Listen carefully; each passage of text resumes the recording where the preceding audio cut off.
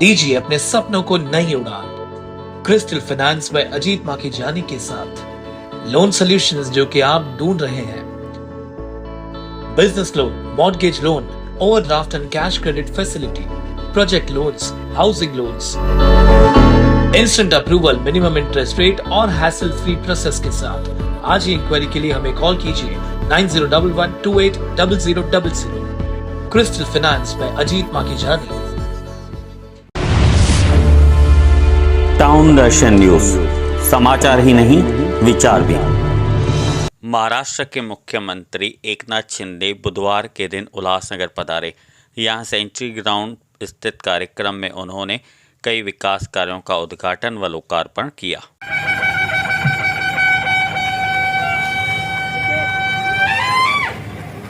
छत्रपति शिवाजी महाराज की जय झूलेलाल।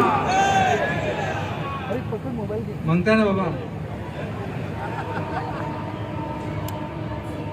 आज उशीर झाला आहे त्यामुळे अगदी थोडक्यात मी बोलतो। आजच्या या कार्यक्रमाला लोकार्पण सोहळ्याला उपस्थित केंद्रीय मंत्री कपिल पाटील साहेब, खासदार, सर्व आमदार, सर्व पदाधिकारी, महापालिका आयुक्त आणि एवढा वेळ झाला तरी सुद्धा हजारोंच्या संख्येने उपस्थित उल्हासनगर मधील बांधव भगिनी आणि सर्व मान्यवर पत्रकार मित्रांनो, उल्हासनगर महापालिकेच्या वतीने आज अनेक लोकार्पण सोहळा या ठिकाणी मलशुद्धीकरण केंद्र, ग्रीन उल्हास ई चार्जिंग केंद्र, दिव्यांग व्यक्तीकरता संगणक प्रणाली, प्लास्टिक क्रशिंग मशीन, त्याचबरोबर इतरही वाहनं इकडे स्वच्छतेसाठी जी आपल्याला आवश्यक यंत्रणा आहे याचं लोकार्पण या ठिकाणी होत आहे। मी आपल्या सगळ्यांना मनापासून खूप खूप शुभेच्छा देतो, आपल्या सगळ्यांचं अभिनंदन करतो। आणि या उल्हासनगरच्या विकासासाठी आपल्या सरकारच्या माध्यमातून रस्ते असतील, पाणी, दिवाबत्ती, स्वच्छता यासाठी निधी कमी पडू दिला जाणार नाही। कारण आता तुमचा हक्काचा मुख्यमंत्री एकनाथ शिंदे इकडे आलेला है। कुमार अहलानी जी, बाकी सभी लोग, अभी कोई चिंता करने की बात नहीं है। आपका ही एकनाथ शिंदे मुख्यमंत्री बन गया है, इसलिए उल्लासनगर को जैसे सभी शहरों को जो विकास निधि मिला है वो उल्लासनगर को भी मिलेगा। मेरे ख्याल से पहले दिया है, पहले ले चुका है लोग। देखो कितना लिया है, 1261 करोड़ रुपया खाली 6 महीने के सरकार ने दिया है। आणि त्याच्या कशामध्ये दिलेत ते काय मी वाचत नाही, परंतु सरकार तुमचं है, सरकार आप सभी लोगों का।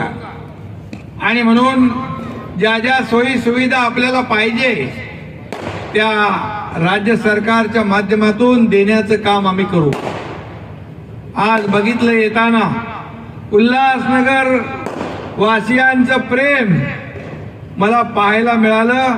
आपल्या सगळ्यांना मी मनापासून धन्यवाद देतो, आपले आभार मानतो। जितने इधर अंदर है उससे 10 गुना बाहर है। आणि म्हणून माझा पहिला कार्यक्रम है, मुख्यमंत्री बनने के बाद पहली बार आया हूं और आप लोगों ने जिस ढंग से मेरा स्वागत किया है इसलिए मैं आपको बहुत बहुत धन्यवाद देता हूं, आपका बहुत बहुत आभार मानता हूं। 6 महिन्यापूर्वी आपलं सरकार स्थापन झालं। या राज्यामध्ये सर्वसामान्य लोकांना काय पाहिजे ते लक्षात घेऊन आपलं सरकार काम करतंय। केंद्र सरकारचा देखील आपल्याला पाठिंबा आहे। या देशाचे आदरणीय प्रधानमंत्री मोदी साहेबांचा पूर्ण सहकार्य आणि पाठिंबा आपल्या राज्याच्या विकासासाठी आहे.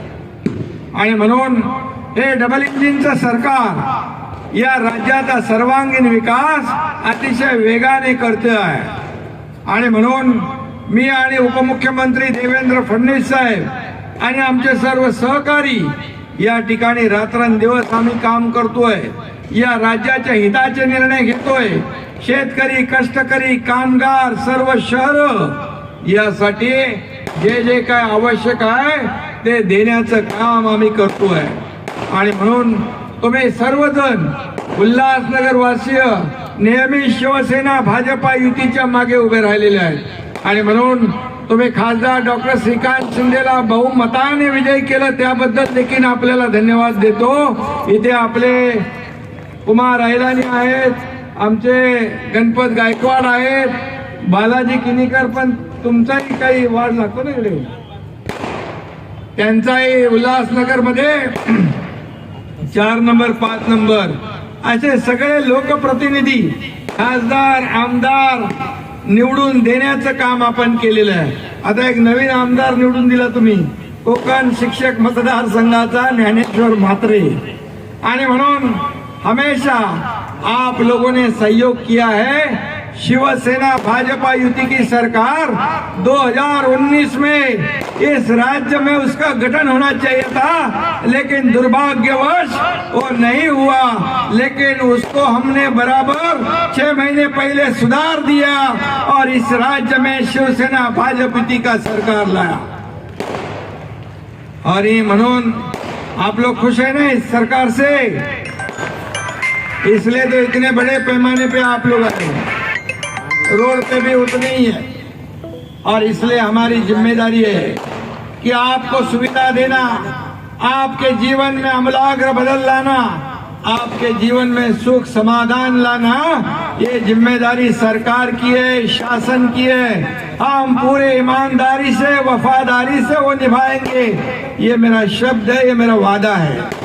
और एकनाथ शिंदे जो वादा करता है वो कभी भूलता नहीं, कभी फिरता नहीं, वादे को पूरा करता है. इसलिए इस राज्य में एक जो बदलाव हुआ है, ये बदलाव हम लोग राज्य का सर्वांगीण विकास करके इस राज्य को, इस देश में, इस महाराष्ट्र को नंबर 1 बनाना है.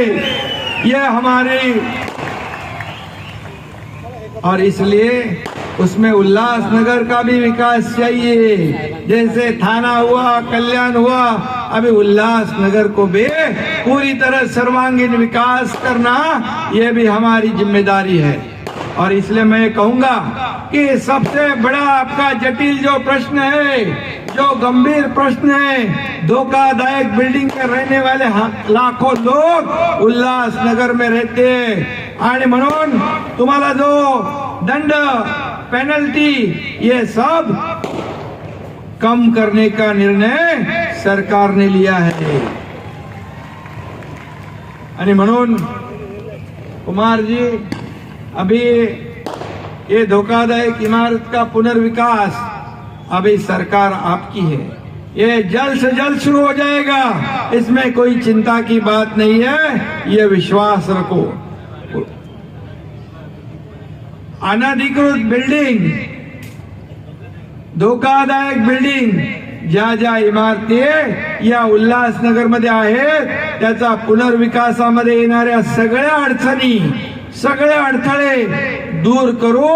आम्ही कायद्यामध्ये, नियमामध्ये देखील बदल केलाय तुमच्या इमारतींचा पुनर्विकास करण्यासाठी. आणि म्हणून त्याचबरोबर उल्हासनगर शहराला 50 MLD पाण्याची आवश्यकता है. राज्य सरकार इसे भी पूरा करेगा, ये विश्वास रखो. और थाने, भिवंडी, कल्याण में मेट्रो तो आ गई है.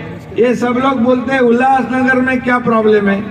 आपका मेट्रो ये उल्लासनगर को भी आएगा, उसका भी काम शुरू होगा.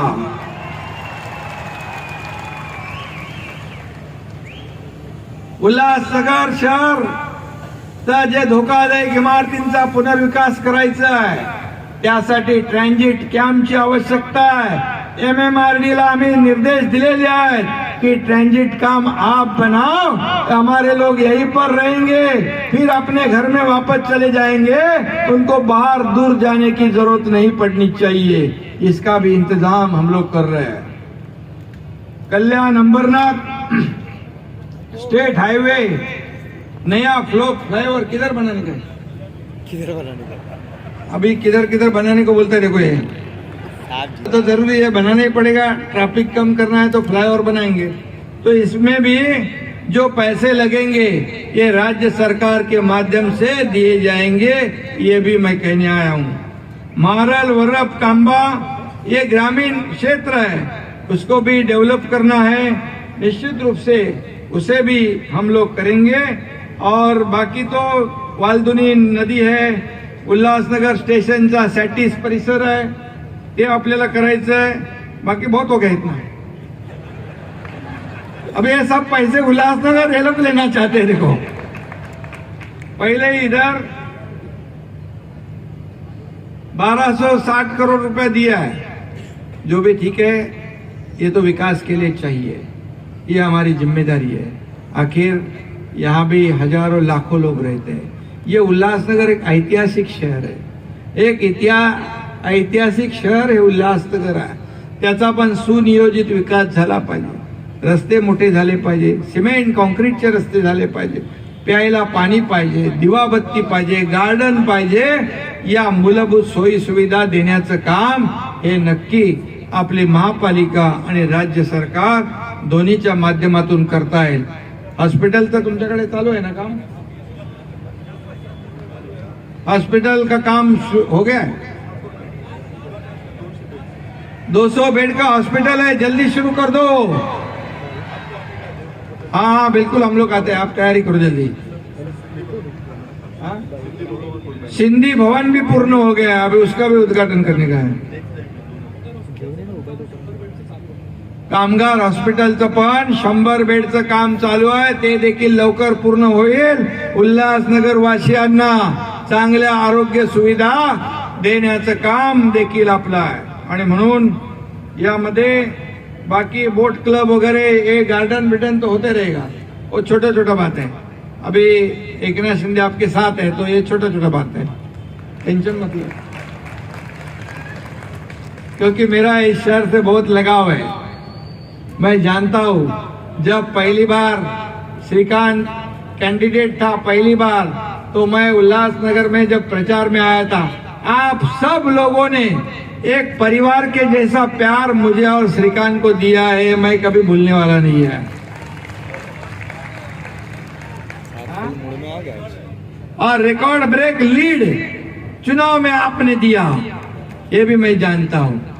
और इसलिए आप लोग जैसे मैं एक बार शब्द दिया, एक बार कमिटमेंट दिया, तो वैसे भी आप एक बार कमिटमेंट देते हो तो उसको पूरा करते हो. और इसलिए हमारी दोनों की जो रिलेशन है, जो संबंध है, वो बहुत पारिवारिक संबंध है.